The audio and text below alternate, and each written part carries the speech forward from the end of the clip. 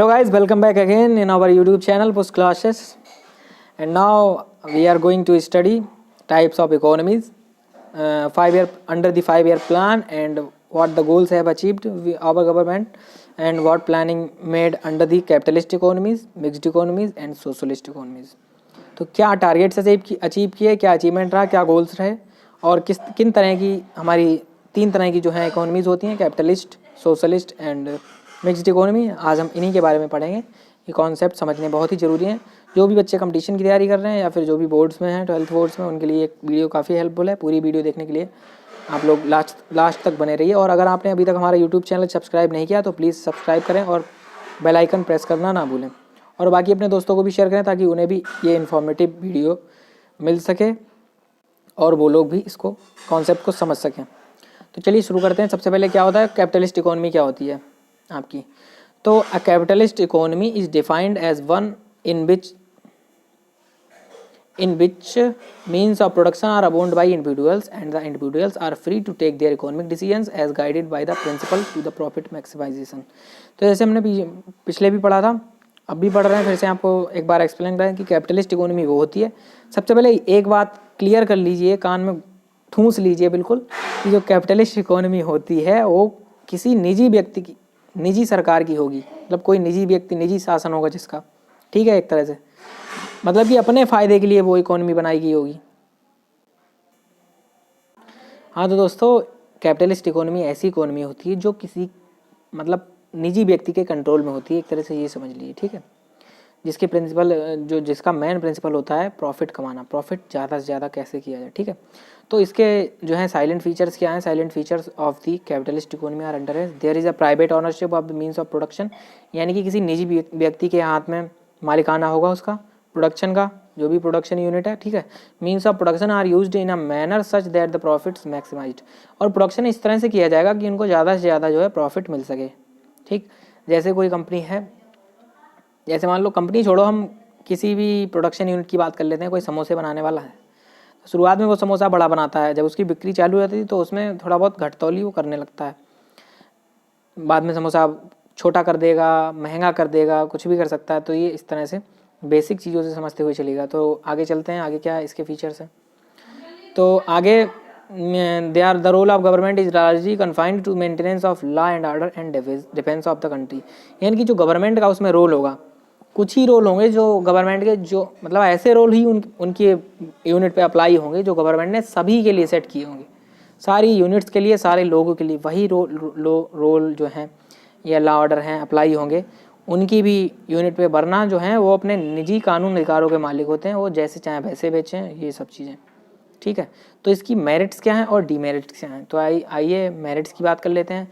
तो the principal merit of this system is it promotes self interest, समझ रहे हैं, मतलब कि ये जो है सेल्फ इंटरेस्ट को प्रमोट करता है। Profits are maximized and GDP growth is accelerated, profit भी मैक्सिमाइज होगा, प्रॉफिट भी ज़्यादा से ज़्यादा बढ़ेगा, और जब प्रॉफिट ज़्यादा ज़्यादा बढ़ेगा तो ग्रोथ जीडीपी की अपने आप एक्सेलरेट करेगी। एक्सेलरेट का मतलब ज़रूरी नहीं कि नीचे जाए या ऊपर जाए, नीचे भी जा सकती है, ऊपर भी जा सकती है, ठीक। तो the principal merit of this system is promotes self interest, मतलब कि लोग खुद के निजी इंटरेस्ट को प्रमोट करती है। अब डीमेरिट क्या है। The principle of demerit of this system it ignores collective interest of the society, समझ रहे हैं, जो इनका मन होगा वो बेचेंगे। कलेक्ट ये क्या है, ये इग्नोर करता है। इसकी सबसे बड़ी डीमेरिट ये है कि सोसाइटी का जो इंटरेस्ट है, यानी कि जिसमें सभी लोगों का भला हो रहा है, जैसे कोई सड़क बनाना हो गया, कोई ऐसा काम हो गया, जैसे सफाई वगैरह का काम है, क्लीनिंग का है, और चीज़ें लोगों को अच्छी, जैसे कहीं पे आपके यहाँ अगर लोग कुछ खरीदने आ रहे हैं तो वहाँ पे कोई चीज़ फ्री में दे दी, सब्सिडी टाइप, या फिर ऐसा कुछ कोई छूट दे दी, तो वो ये लोग नहीं करते हैं। तो लोगों की सोसाइटी के इंटरेस्ट के लिए, कलेक्टिव इंटरेस्ट के लिए कोई काम नहीं होता है, खुद के प्रॉफिट कमाने के लिए करते हैं। तो only those goods are produced which yield high profits, ऐसी चीज़ें ही बेचेंगे, ऐसी चीज़ों का ही प्रोडक्शन करेंगे, ऐसी यूनिट्स का ही जो इन्हें ज़्यादा से ज़्यादा प्रॉफिट देंगी। अगर इनको मिठाई ज़्यादा प्रॉफिट देगी तो मिठाई प्रोड्यूस करेंगे, ना कि समोसा। और भी कई चीज़ें, कपड़े का व्यापार हो गया, और भी चीज़ें, जो कपड़ा जिस ब्रांड का इन्हें ज़्यादा प्रॉफिट मिलेगा, जो ब्रांड इन्हें कम में मिलेगी और ज़्यादा में बेच पाएंगे, उसी का ये व्यापार ज़्यादा करेंगे। Accordingly production is directed as satisfy needs of the rich, और प्रोडक्शन जो है इनका प्रोडक्शन जो है वो ज़्यादातर बड़े लोगों की नीड्स को पूरा करने के लिए होता है, जो बड़ा वर्ग है, क्योंकि इन्हें ज़्यादा प्रॉफिट चाहिए। ये गरीबों, ये पूरी सोसाइटी को ध्यान में नहीं रखते हैं, इन्हें सिर्फ ज़्यादा पैसे मतलब है। The poor people suffer deprivation, इस कारण जो है गरीब लोग जो हैं ऐसे जो है इकोनॉमी है इसमें जो है डिप्रिवेशन यानी कि भुखमरी का शिकार होते हैं। There is growth without social justice, और यहाँ पे ग्रोथ जो है एक तरफा हो जाती है, गरीब लोग जो गरीबी बनते चले जाते हैं, अमीर लोग अमीर बनते चले जाते हैं, और विदाउट सोशल जस्टिस कोई सामाजिक न्याय नहीं मिलता है इस इकोनॉमी में। अब नेक्स्ट इकोनॉमी की बात कर लेते हैं।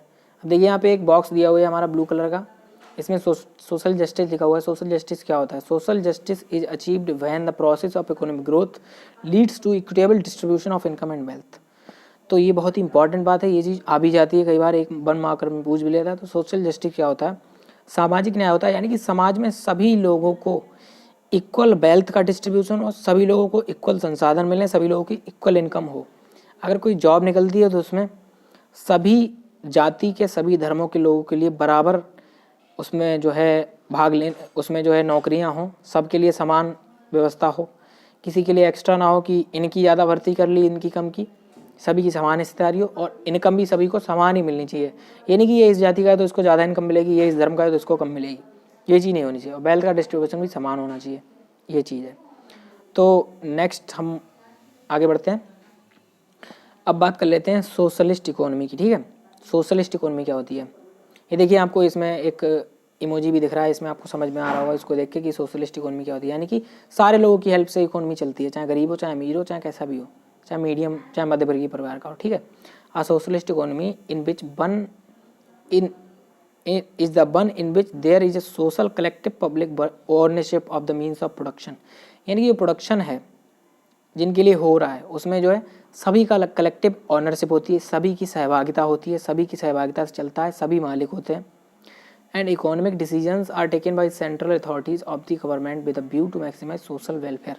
और लोगों के सामाजिक यानी कि सोशल वेलफेयर, सामाजिक अच्छाई के लिए काम किया जाता है ताकि पब्लिक का भला हो सके, पूरी पब्लिक का, किसी ऑनरशिप के लिए नहीं, किसी एक व्यक्ति के भले के लिए नहीं, सभी धर्मों के लोगों के लिए, सभी जाति के लोगों के लिए, सभी वर्ग के लोगों के लिए। ये भी नहीं कि किसी रिच के लिए भला हो रहा है, रिच का सिर्फ भला हो रहा है, किसी गरीब का नहीं हो रहा है, तो ऐसा नहीं है। पब्लिक वेलफेयर के लिए इसमें काम किया जाता है। और एक केंद्रीकृत इसके लिए अथॉरिटी होती है, जैसे स्पोर्ट्स के लिए साई है स्पोर्ट्स अथॉरिटी ऑफ इंडिया, अगर ला है तो उसकी भी है बार काउंसिल ऑफ इंडिया, और भी कई सारी अथॉरिटीज़ हैं। जैसे कोई भी जो है पेंशन योजना चलती है तो उसके लिए गवर्नमेंट उसकी जिम्मेदार है, सेंट्रल अथॉरिटी है। और कोई बैंक की कोई भी पॉलिसी है तो वो RBI बनाता है, रिजर्व बैंक ऑफ इंडिया बनाता है, जितने भी बैंक हैं उनको मेंटेन करता है। तो इसी तरह से सारी चीज़ों की कोई ना सारी प्रोग्राम्स की, सारी जॉब्स की, या फिर सारी चीज़ों की कोई ना कोई अथॉरिटी है, वो उसमें काम करती है, उसी में कंट्रोल करती है। तो इसके फीचर्स देख लेते हैं क्या क्या है। Silent features, the features of socialist economy are these, ठीक है। तो means of production are collectively owned by society as well as whole. तो जो इनका मीन्स ऑफ प्रोडक्शन होता है वो क्या होता है? सोसाइटी, पूरी सोसाइटी के द्वारा होता है, यानी कि सभी लोग सहभागिता करते हैं, सभी मालिक होते हैं जितने भी लोग हैं। और there is a public ownership of means of production, ये इसमें क्या है? पब्लिक ऑनरशिप होती है, सभी लोगों का मालिकाना होता है। Means of production are used in manner such that social welfare is maximized, यानी कि सामाजिक प्रोडक्शन भी इस तरह से किया जाता है कि सभी लोगों को बराबर मिल सके, सोशल वेलफेयर हो सके। तो there is direct participation of the government, इसमें जो है सीधा सरकार पार्टिसिपेट करती है, सीधा सरकार की सहभागिता होती है in the process of production की प्रोसेस में, उत्पादन की व्यवस्था में। The role of government is not merely confined to law and order and defence. समझ रहे हैं? जो लॉ ऑर्डर और डिफेंस जो होता है, role of government is not merely confined, यानी कि इसमें थोड़ा सा रोल नहीं होता गवर्नमेंट का, इसमें पूरा गवर्नमेंट का रोल होता है। गवर्नमेंट पूरा जो है इसके नियम कानून डिफेंस जो भी हैं, पूरी सहभागिता सरकार की भी होती है, और सभी लोगों के मत से इसके नियम कानून जो भी हैं बनते हैं। अब इसकी मेरिट क्या है? मेरिट देख लीजिए। Socialist economy achieves equality in the distribution of income. इसमें क्या होता है? इनकम का डिस्ट्रीब्यूशन भी समान होता है, समान लोग सहभागिता करेंगे, सभी को समान इनकम मिलेगी, ठीक। Growth and process becomes inclusive and it is based on the principles of social justice, सामाजिक न्याय के प्रिंसिपल पर बेस्ड होता है। ग्रोथ प्रोसेस भी इंक्लूसिव होती है, इनकी अच्छी खासी होती है, बढ़िया। और क्या, आप डीमेरिट की बात कर लेते हैं इसकी। तो demerit, the principal demerit is GDP growth remains a slow process, क्योंकि सभी को लाभ मिल रहा है, समान लाभ मिल रहा है, तो समान लाभ मिल रहा है, और सिंपल सी बात है प्रोडक्शन भी सेम ही हो रहा है, तो चीज़ भी उतनी कीमत पे बिकेगी, लोगों की इनकम भी वही है, तो लोग उसको ले ही पाएंगे। बहुत ही कम प्रॉफिट होगा, बहुत कम सरप्लस मिलेगा, तो सरप्लस कम मिलेगा तो नेशनल इनकम जो है वो भी कम होगी। नेशनल इनकम कम होगी तो जीडीपी कम होगी, क्योंकि नेशनल इनकम बहुत बड़ा फैक्टर है जीडीपी का। पर कैपिटा इनकम भी बहुत ही बड़ा फैक्टर है इसका। वो दोनों चीज़ें जब लोग होंगी तो फिर सिंपल सी बात है, प्रोसेस जो है बहुत ही स्लो होने वाला है।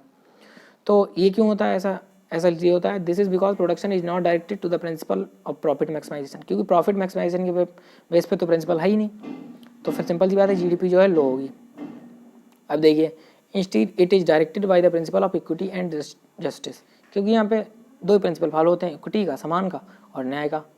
तो it is owing to the demerit that the erstwhile socialist economies like Soviet Union, China had to switch over to market economy from the controlled economy। पहले चाइना और सोवियत जो था, सोवियत जो रूस में है हमारा, सोवियत संघ जो था, यूनियन है, चाइना जो है, ये भी जो है सोशलिस्ट इकोनॉमी था। तो इनको भी जो है दूसरी तरफ जाना पड़ा, मतलब कि समझ रहे हो, दूसरा रास्ता चुनना पड़ा। कंट्रोल्ड इकोनॉमी, एक तरह से मार्केट इकोनॉमी इनको बदलनी पड़ी। ये भी पहले सोशलिस्ट इकोनॉमी थे, इन्होंने चेंज किया, तुरंत गियर अपना चेंज किया और मार्केट इकोनॉमी बन गई है अपने फ़ायदे के लिए, क्योंकि ये पहले इनका भी जीडीपी ग्रोथ है, स्ट्रक्चर इंफ्रास्ट्रक्चर बहुत ही स्लो हो रहा था। सबकी तो नीड्स नहीं पूरी की जा सकती हैं।